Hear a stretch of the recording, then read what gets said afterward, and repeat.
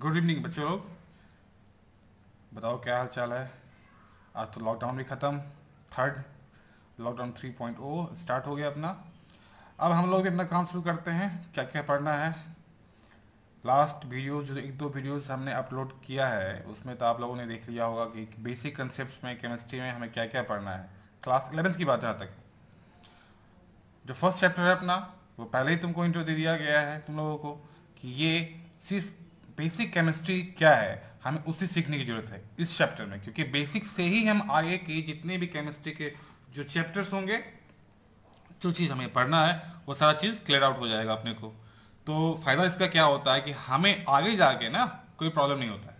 जितना भी न्यूमेरिकल्स है, फिजिकल केमिस्ट्री की जहाँ तक बात है, और कहीं ना कहीं यही सारी चीज़ें हमें इनऑर्गेनिक में भी काम आती है। ऐसा नहीं है कि हम फिजिकल में ही इसको छोड़ देते हैं, बाकी जो केमिस्ट्री के बाकी और दो पार्ट्स हैं वहाँ भी बहुत हद तक यूजफुल होते हैं।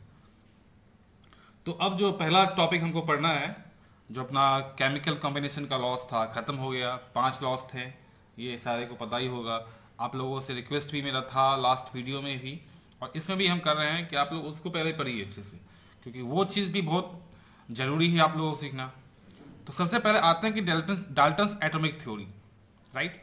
अच्छा, लास्ट लेक्चर में एक चीज़ आई थी, एलिमेंट, राइट। एलिमेंट होता है, जब ये एलिमेंट का कंसेप्ट आ गया अपने पास, तो एक जो पहला लॉ था अपना, लॉज ऑफ केमिकल कॉम्बिनेशन में हम लोगों ने पढ़ा, उसका नीड क्या था। जब तक किसी चीज का रिक्वायरमेंट नहीं होता हम तो करते नहीं है। तो सबसे पहले अपने दिमाग में ये आया कि भैया हमको उन लॉज का जरूरत क्या था। उन लॉज का जरूरत इसलिए था कि सपोज कोई एलिमेंट है एक्स, राइट। अब ये जो एक्स एलिमेंट है, ये तो किसी न किसी छोटे छोटे स्मॉल पार्टिकल से बना होगा। जब ये सारे पार्टिकल्स आपस में कॉन्स्टिट्यूट कर रहे होंगे तो जाके एक एलिमेंट बनता है अपना, कौन सा, दैट इज एक्स। इसका मतलब क्या हुआ कि कोई भी अगर एलिमेंट है, जैसे अपना ले लो ऑक्सीजन है, राइट। ऑक्सीजन O2 में होता है, जिससे जानते ही हो। अब ऑक्सीजन जो होता है ये भी क्या होता है, छोटे छोटे चीजों में बनती है। थोड़ा सा वीडियो में कुछ प्रॉब्लम आ गया था इसलिए फिर से। हाँ, तो हम कह रहे थे कि हम लोग कह रहे थे, बात कर रहे थे क्या, कि देखो कोई एक्स एलिमेंट है एक्स, राइट। यहाँ तो समझ में आ गया बात तुम लोगों को। अब जैसे ऑक्सीजन है, ठीक है।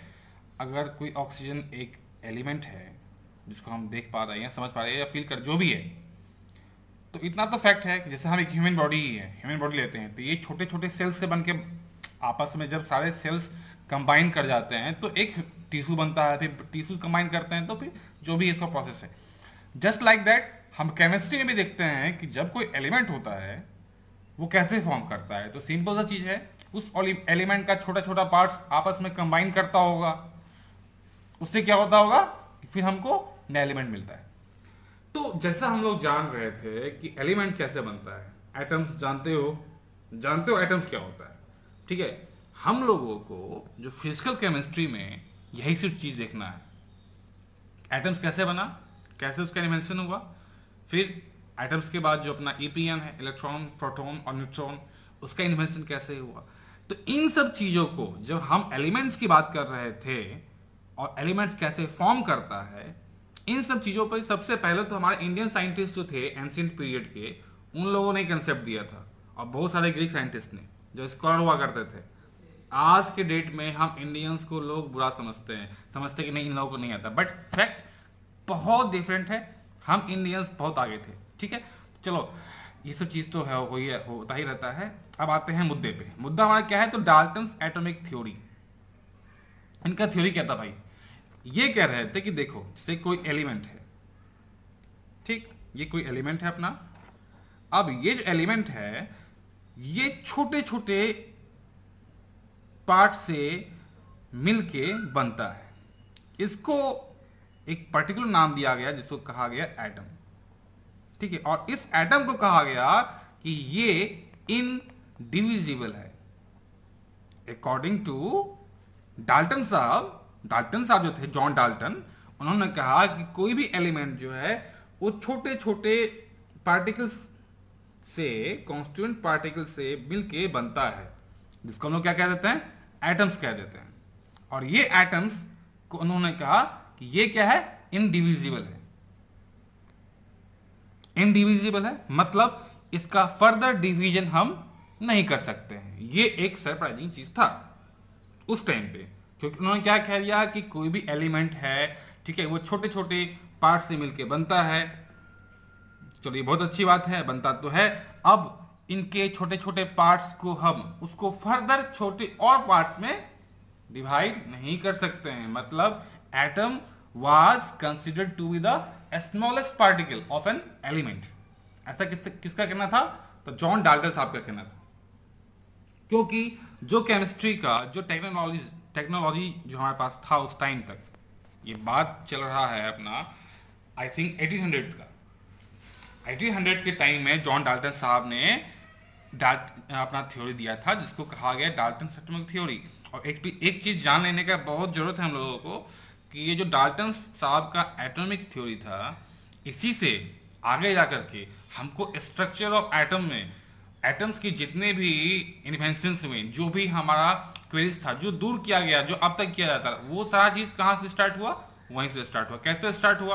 तो डाल्टन साहब ने एक सिंपल सा चीज कहा कि एक एलिमेंट है, उस एलिमेंट को हम छोटे छोटे पार्ट्स में बांट सकते हैं, जिसको हम क्या कह देते हैं? एटम्स कह देते हैं। ठीक है, उसके बाद कुछ कुछ केमिकल प्रॉपर्टीज भी इन्होंने बताया, और जो भी लॉज थे ऑफ केमिकल कॉम्बिनेशन, उस सारे को क्लैरिफाई डाल्टन साहब की थ्योरी से ही किया गया था। इनका जो पहला पोस्टुलेट था, ठीक है, डाल्टन साहब का, जब हम किसी थ्योरी का बात करते हैं तो उसमें एक चीज बहुत कॉमन होता है कि उस थ्योरी का पोस्टुलेट क्या है, उस थ्योरी में क्या क्या चीज कहा गया है।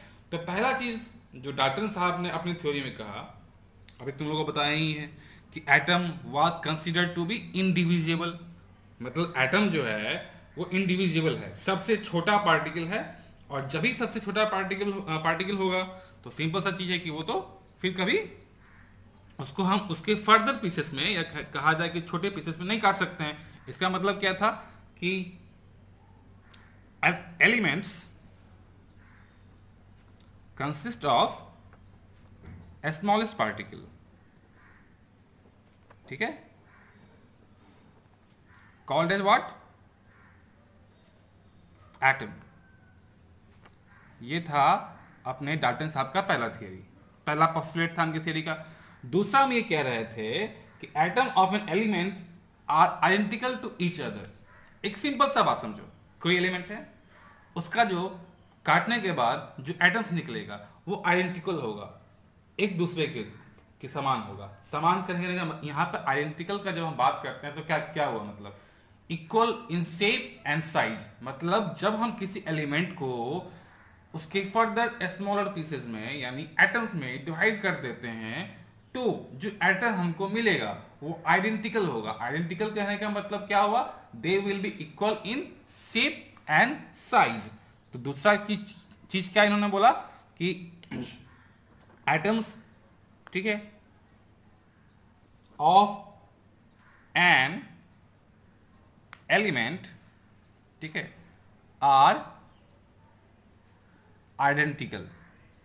अब देखो, जो चीज हम तुमको पढ़ा रहे हैं हम लोग, ठीक है, उसको आप सारे बच्चों को करना क्या है कि खुद से स्टडी भी करना है। ऑनलाइन है, एक सर्टेन लिमिटेशन होता है हमारे पास, उससे हम आगे एक्सीड नहीं कर सकते हैं।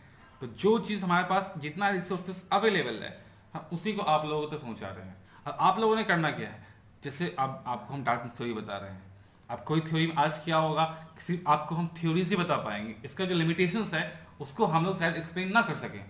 अब जिसका लिमिटेशन है उसको नेक्स्ट क्लास में एक्सप्लेन करेंगे। तो आप लोगों को करना क्या है कि जो चीज़ मैंने आपको पढ़ाया, राइट, उसको आप जाकर सेल्फ स्टडी करो। अभी तो बहुत बेसिक चीज़ है, लेकिन जैसे ही हम स्ट्रक्चर ऑफ एटम में घुसते हैं या फिर मोल कंसेप्ट में घुसते हैं तो कॉम्प्लिकेशन बढ़ता है तो फिर आपको अपना सेल्फ स्टडी भी बढ़ाना पड़ेगा। ठीक है, दूसरा पॉइंट खत्म हुआ। अब तीसरा पॉइंट में डाल्टन साहब कह रहे थे कि atom of different elements are different. मतलब समझना है इसको, जब दो एलिमेंट है, ठीक है, एक एक्स है एक वाई है, यहां समझो एक एलिमेंट है अपने पास एक्स, एक एलिमेंट अपने पास वाई। अब ये जो एक्स है, राइट, अब इसका जो एटम होगा सपोज करो A1 और इसका जो एलिमेंट एटम होगा A2। अब ये A1 और ये A2 ये दोनों आपस में डिफर होगा मतलब दोनों का शेप साइज अलग होगा, प्रॉपर्टीज अलग होगा, chemical properties plus mass number, atomic number जो भी होता है वो सारा क्या होगा, डिफरेंट होगा A1 और A2 में। ये क्या हुआ, ये X है और ये जो अपना है ये Y है, मतलब दो डिफरेंट एलिमेंट्स का जब हम फर्दर डिवीजन किए, मतलब उसको फर्दर पार्ट्स में बांटा गया तो क्या बना, एटम्स बना। अब उन दोनों का जो वो दोनों डिफरेंट होते हैं इन केमिकल प्रोस्पेक्ट्स, मतलब केमिकल नेचर में, बिहेवियर में, मासेस में, शेप्स में, साइजेस में, ऐसा डिफरेंट हो सकता है, राइट। तो थर्ड इनका कंसेप्ट क्या था कि atoms of different elements are not identical. अब आइडेंटिकल का मतलब आप लोग समझ गए क्या होता है, मतलब shape and size, mass number, atomic number, ये वगैरह वगैरह, ठीक है। तो तीन कंसेप्ट हो गया। चौथा इनका बात क्या कहना था कि कंपाउंड, पढ़े थे ना कंपाउंड, ठीक है। तो जब इनका दादा साहब ये कह रहे थे कि कंपाउंड तभी फॉर्म करता है जब क्या है कि मिनिमम दो एलिमेंट्स का एटम आपस में कंबाइन करके एक फिक्स प्रोपोर्शन में, ठीक है, कंबाइन करता है तो फिर अपना कंपाउंड बनता है। तो चौथा कंसेप्ट क्या था, कंपाउंड फॉर्मेशन, ठीक है। इसमें ये क्या कह रहे थे, इनका सिंपल सा कंसेप्ट था, कंपाउंड तभी फॉर्म करता है जब दो एलिमेंट के एटम्स, टू एटम्स कंबाइन